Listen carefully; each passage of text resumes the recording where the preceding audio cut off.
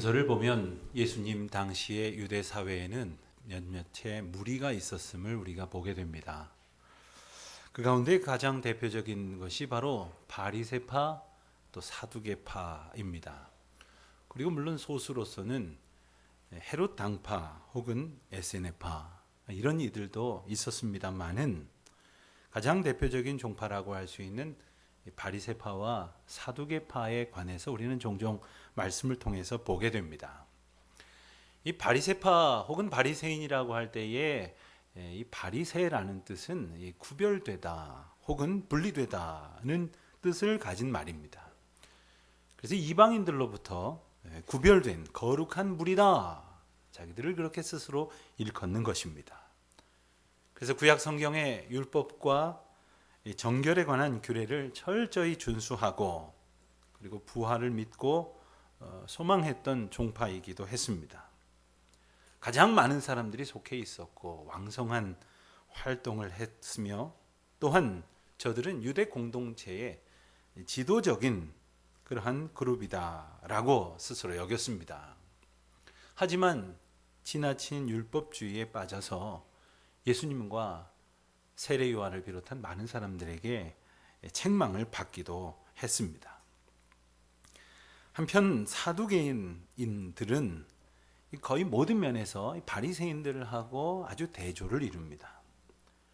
그들은 유대 사회의 핵심적 지도층 세력으로서 종교 권력은 물론이고 산헤드린 공의회, 우리로 말하면 국회가 되겠죠. 공의회와 정치, 경제, 사회 모든 영역을 실질적으로 장악하고 있었습니다.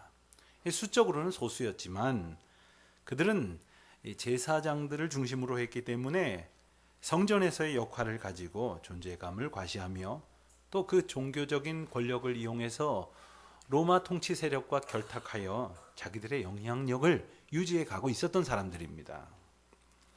이 사두개파라는 이름에서 우리가 짐작을 할 수 있듯이 이 다윗 왕 시절에 대제사장을 지낸 사독이라는 사람의 후예됨을 그들은 자처합니다. 그렇지만 이 대제사장의 후예로서 그 제사장적인 역할과 사명에 충실하기보다는 정치적인 힘, 또 경제적인 기득권을 유지하는 데만 몰두했던 사람들이었습니다. 레위 지파 출신의 많은 제사장들이 그 가운데 속해 있었고 또 부유하고 지체 높은 사람들이 함께 있었지만 그들은 하나님을 믿는다고 하면서도 하나님의 나라에는 관심이 없고 이 세상에서 얼마나 더 많은 것을 누리며 살아갈까 여기에 관심이 많았습니다. 그래서 그들이 생각하는 복은 지극히 현세적인 것들이었습니다. 그들은 구약 성경 중에서도 오로지 모세오경만 인정을 하고 이 때문에 구약에 나오는 나머지 여러 예언서에서 이미 말씀하신 대로 이 땅에 오신 예수 그리스도를 인정하지 않았습니다. 그들은 영적인 사건, 영적인 의미나 존재도 믿지 않았고 천사도 믿지를 않았습니다. 자기들이 유일하게 믿고 있는 율법서에 그런 내용이 없다는 이유를 들기도 했습니다. 근데 오늘 본문 말씀에 보면 사두개인 중 몇 사람이 예수님께 다가와 질문을 합니다. 그렇지만 그들이 정말 답을 몰라서 알기를 원해서 질문하는 것이 아니라는 것을 우리가 알 수가 있습니다. 또 오늘 본문 전후에 여러 사람들이 질문을 하는데 이것을 보면 예수님을 해치려 하고 제거하려는 이 제사장 세력 또 그들이 중심이 된 산헤드린 의회의 적대감이 확고하게 드러나고 있습니다. 사두개인들의 질문을 통해서 예수님과 논쟁을 벌이려고 하는 것도 다른 종파에 밀리기 싫은 그런 자기들의 그 의도를 드러내고 있는 것이기도 했습니다. 예수님께서는 이미 갈릴리와 가버나움을 중심으로 많은 지역을 다니시면서 하나님의 복음을 가르치셨고 선포하셨습니다. 그리고 놀라운 이적들을 행하시면서 많은 유대인들에게 큰 반향을 불러일으키셨으며 강력한 영적 영향력을 미치기 시작하셨습니다. 바로 이 점 때문에 당시에 기득권을 쥐고 있다고 생각했던 사두개인들이나 장로들이나 혹은 서기관들이 큰 위협으로 여겼던 것입니다. 그래서 앞선 누가복음 19장 47절을 보면 예수님께서 성전에서 가르치실 때 대제사장들과 서기관들과 백성의 지도자들이 예수님을 죽이려고 꾀했다. 이렇게 이미 분위기를 전하고 있는 것이죠.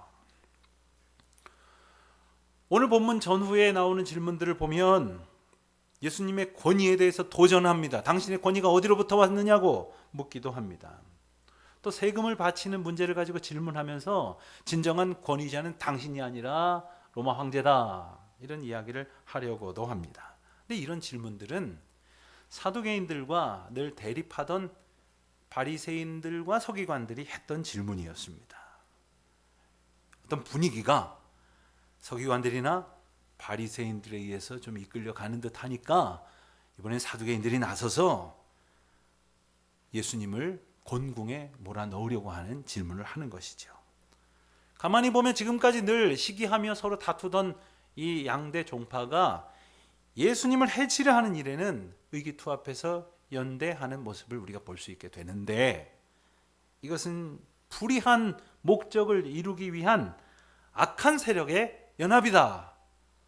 이렇게 보지 않을 수 없는 것입니다. 가만히 보면 악한 세력들은 언제나 뭉치기를 좋아해요. 27절에서 보듯이 사두개인들은 애초부터 부활을 믿지 않았습니다. 그리고 그들이 근거로 삼은 것 중에 하나는 율법서에도 없다는 이야기와 함께 부활이 실제로 일어나면 복잡해진다는 거예요. 현실적이지 않은 상황이 벌어질 수도 있다는 식의 주장이었습니다. 그 대표적인 예라고 할 수 있는 이야기가 바로 오늘 질문 가운데 그들이 예수님께 던진 내용입니다.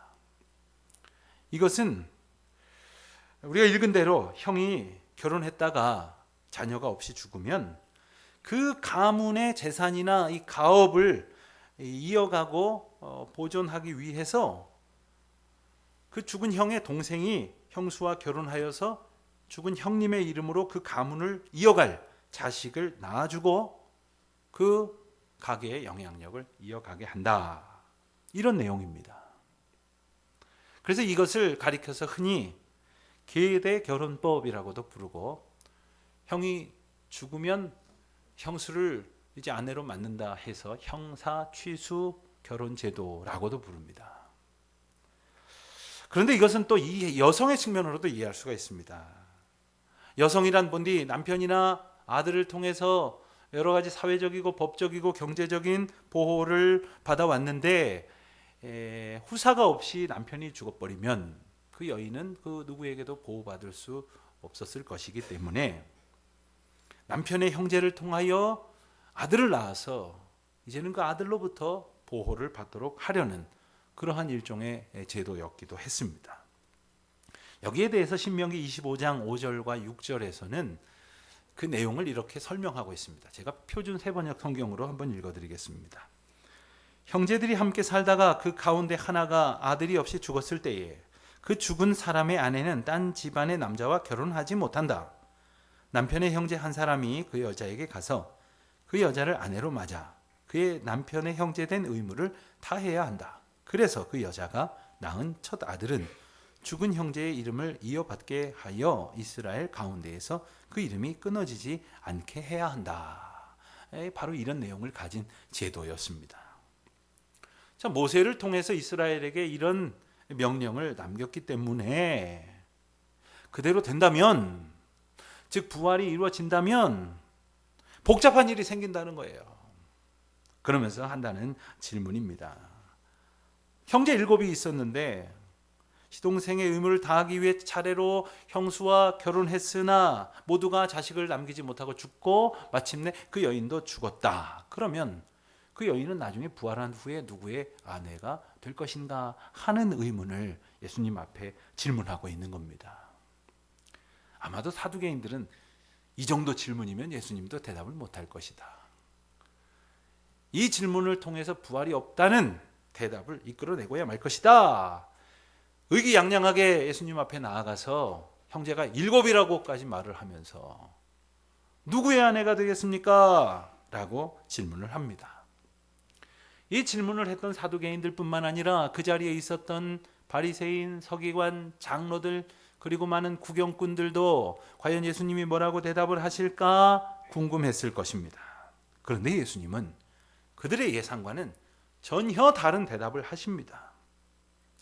즉 사람마다 장가들고 시집가는 일은 이 세상의 일이다 라고 말씀하시는 거예요. 저 세상 사람들, 즉 죽음에서 부활하게 되어지는 사람들에게는 더 이상 시집가고 장가가는 일은 필요 없다, 이렇게 답하시는 거예요. 오직 죽었으나 부활하게 하신 하나님의 은혜로 힘입어서 더 이상 다시 죽지 아니하고 하나님 앞에서 부활의 자녀가 되며 하나님의 자녀가 되게 하신다, 이 놀라운 대답을 주시는 것입니다. 예수님께서 주신 이 대답은 육체적인 삶의 인식과는 전혀 다른 것이었습니다. 그렇기 때문에 육신의 생각에 얽매인 채로는 하나님 나라의 비밀과 신비를 도무지 이해할 수도 없고 상상할 수도 없다는 것을 가르쳐 주시는 대답이었습니다. 이 땅의 일은 이 땅의 방식으로 이해해야 하며 하나님 나라의 일은 하나님 나라의 방식으로 이해해야 한다 하는 말씀입니다. 여러분, 혹 우리가 하나님의 은혜를 바라면서도 세속의 관점으로 간구하고 있지는 않습니까? 세속의 가치관으로 하늘의 복을 구하고 있으면서 마치 믿음 좋은 기도를 계속 드리고 있다고 스스로 속고 있지는 않습니까? 오늘 본문에 나오는 이 사두개인들의 무지와 오해는 죽어 없어질 이 땅 위에서의 인생과 다시 영원히 죽지 않을 부활의 삶을 육신적 시각에서 비교했던 실수로부터 비롯된 것입니다. 하나님의 은혜와 구원의 약속을 이 땅의 방법으로 갈망하기 때문에 우리 믿음이 그토록 혼란스러운 거예요. 믿음이라고 살아가는 줄 알지만 그토록 많은 오해와 실수를 범하고 있었던 것입니다. 예수님은 이 대답을 듣는 사람들의 이해를 돕기 위해서 예를 한 가지 들어 말씀을 하십니다. 36절에서 보는 대로 부활을 얻기에 합당히 여김을 받은 자들은 다시 죽을 일도 없고 천사와 동등하다라고 말씀하셨습니다. 여러분, 유대인들은 다 천사에 대한 많은 이야기를 들으면서 살아왔습니다. 그들이 생각하는 천사는 사람과는 다른 존재였습니다. 무엇이 다를까요? 그것은 불멸하는 존재라는 뜻입니다. 물론 사두개인들은 천사를 인정하지도 않았고 믿지도 않았지만 거기 모인 모든 이스라엘 백성들은 다 기억하고 있었습니다. 천사가 사람들과 구별되어지는 가장 분명한 점은 바로 생명과 죽음에 대한 초월성을 가졌다는 것이죠. 이 세상을 살아가는 인생들은 결국 죽음이라는 장벽 앞에서 두려워하고 절대적인 절망을 경험합니다. 천국은 어떤 곳일까요? 여러분, 천국에 가면 어떤 좋은 일이 있을까요? 아마도 천국은 주님의 은혜 가운데에 모든 것이 예비된 참된 평안과 풍성한 은혜를 누릴 수 있는 것이 아니겠습니까? 아마도 하지 못할 일, 할 수 없는 일이라고는 아무것도 없을 것입니다. 그런데 오늘 말씀에 비추어 볼 때 거기서도 안 되는 일이 하나 있습니다. 천국에서 절대로 할 수 없는 일이 뭔지 아십니까? 그것이 바로 죽는 겁니다. 하나님의 놀라우신 은혜는 바로 영원한 생명이기 때문에 천국에서는 죽음도 없을 것이고 그러므로 죽음을 두려워할 필요도 없는 것입니다. 여러분, 이 세상에서 우리가 제일 두려운 것이 결국엔 무엇입니까? 인생이 이 땅에서 맞는 그 가장 극한의 두려움, 그 죽음 앞에서 인생은 모든 것이 끝났다고 생각을 합니다. 하지만 하나님 앞에 이르게 되면 이 땅에서 가지고 생각했던 모든 인간관계는 더 이상 그와 같은 형태로 존재하지 않습니다. 오직 하나님 앞에 서는 한 사람 한 사람으로서 참된 평안을 누릴 뿐입니다. 오늘 본문 말씀에 더욱 놀라운 약속이 한 가지 더 있습니다. 하나님의 자녀들은 이 세상에서 이미 그와 같은 은혜를 누릴 백성으로 살게 하셨다는 거예요. 즉 천국에서 살아있는 자로 살게 하실 뿐만 아니라 이 땅에서 육신의 한계를 분명히 보고 있으나 살아있는 자로, 살아있는 생명으로 살게 하신다는 거예요. 그래서 부활이란 생명의 주권자이신 하나님 앞에서 이 생명의 관계가 지속됨으로 나타나는 결과인 것이에요. 마치 옷은 갈아입었지만 그 사람은 변함없는 것처럼 살아있는 자로 이 땅을 살게 하시다가 육신의 옷을 벗어버리고 하나님의 나라에서 영원한 생명을 살게 하시는 것처럼 우리를 다시 살게 하시는 것이 바로 부활의 역사라는 것이죠.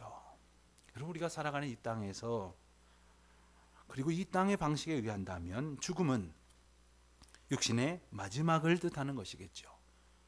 그래서 육신은 땅에 묻거나 불태우거나 다 썩어 없어지게 하지 않습니까? 하지만 생명의 근원이신 주님의 방법에 따르면 부활은 이 땅에서의 모든 관계를 초월하고 모든 한계를 넘어서고 모든 아픔을 씻어주며 육체에 갇혀있던 생명의 한계를 완전히 깨뜨려 버리신다는 거예요. 그렇게 하나님은 더 이상 죽은 자의 하나님이 아니라 산 자들의 하나님이라 선포하시는 것입니다.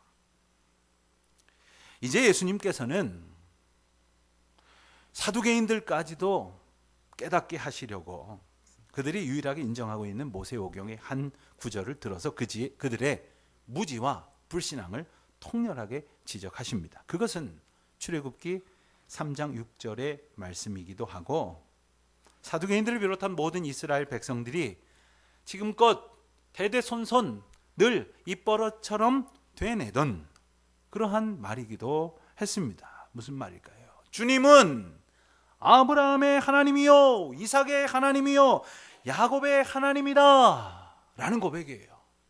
즉 우리 조상들의 하나님이셨으니까 그 조상들의 후손인 나의 하나님이다 이렇게 고백하는 것이지요.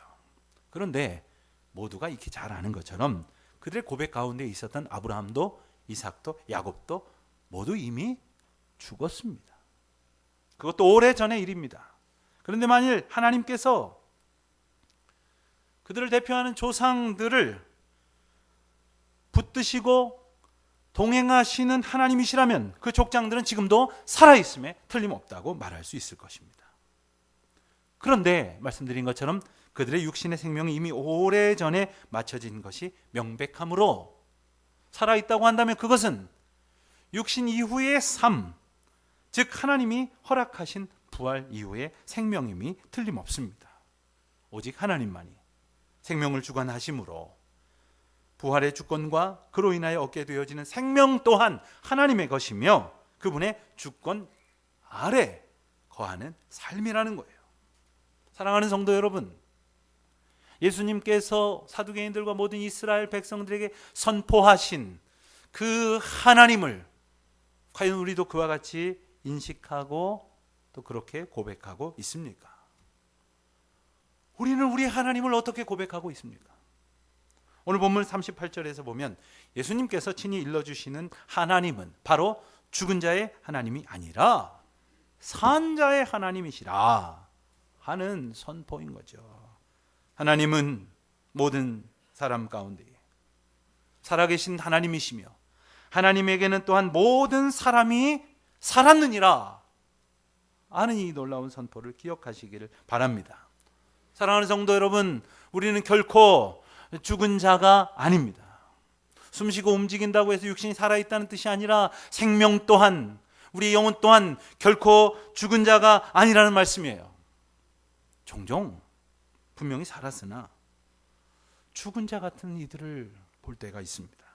생명의 능력을 잃어버린 채, 믿음도 소망도 품지 못한 채, 그저 육신에는 온기가 있고 코끝에는 호흡이 붙어 있지만 일말의 생명력도 갖지 못한 채 탄식하며 말하기를 나는 살아도 사는 것 같지 않다고, 죽지 못해 산다고, 지옥 같은 날들을 보내고 있다고 그렇게 말하는 이들이 있습니까?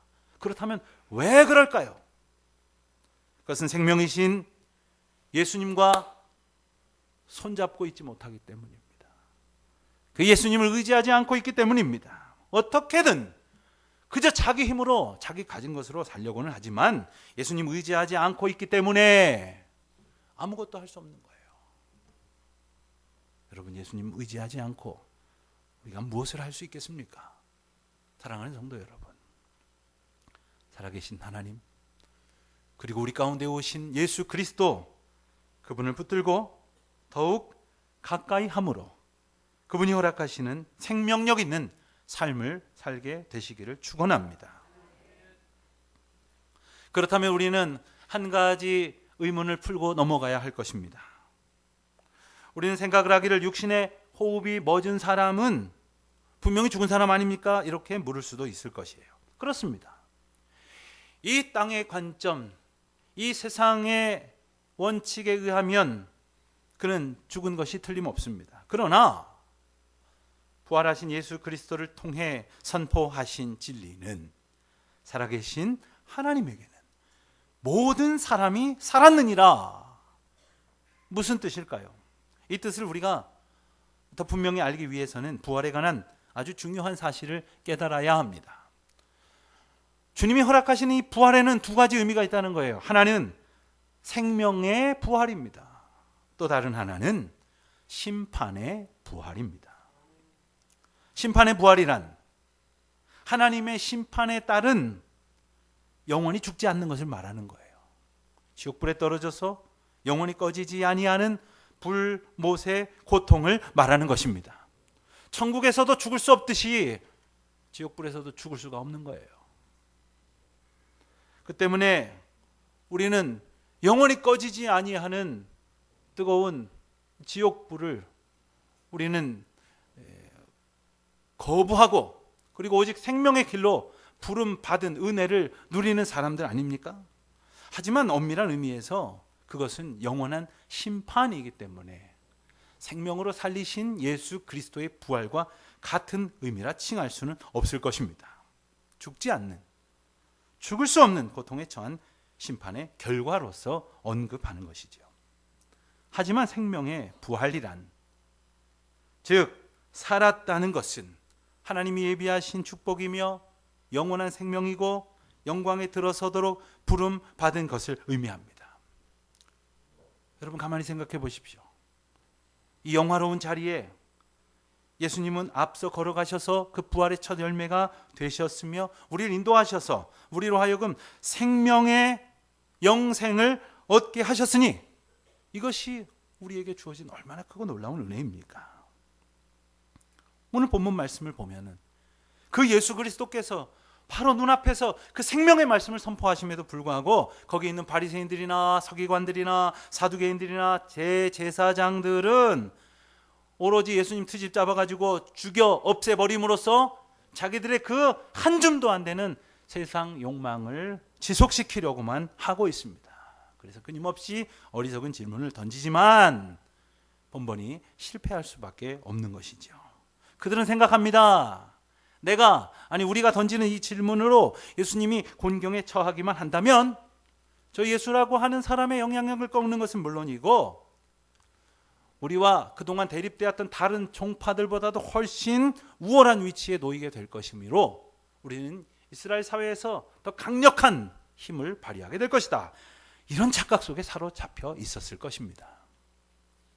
그래서 오늘 읽은 말씀 뒤인 39절 말씀에 보면 예수님께서 사두개인들한테 하신 대답에 대해서 그 대답을 듣고 있었던 서기관 중에 어떤 이들이 말하기를 선생님 잘 대답하셨나이다 이렇게 했다지 않습니까? 사두개인들과 라이벌인 바리새인들이 사두개인들의 질문을 어리석게 하셨던 예수님의 대답에 대해서 지금 어줍지 않게 칭송하고 있는 거예요. 참 한심하고 어리석은 사람이지 않을 수 없습니다. 지금 생명의 말씀을 전해주셨는데, 놀라운 부활의 은혜를 선포하셨는데 그 은혜를 내 것으로 받아들이지 못하고 내 라이벌이 핀잔을 들었다고 그것을 가지고 통쾌하고 하고 있는 거예요. 사랑하는 성도 여러분, 우리를 진리이신 예수님 앞으로 부르신 하나님의 놀라우신 은혜 앞에서 이처럼 악하고 어리석기 짝이 없는 백성들 되지 않도록 오직 생명이신 예수 그리스도의 말씀만 붙들고 귀 기울이는 저와 여러분이 되시기를 간절히 바랍니다. 살아계신 하나님은 날마다 우리를 살리시고 온전케 하시고 그의 곁에 두셔서 영원한 생명과 평안을 누리게 하시는 것입니다. 이 은혜 안에 내가 있음을 기뻐하며 진정한 자유를 누리며 부활의 자녀로, 하나님의 자녀로 우리도 승리하는 저와 여러분 되시기를 주님의 이름으로 축원드립니다.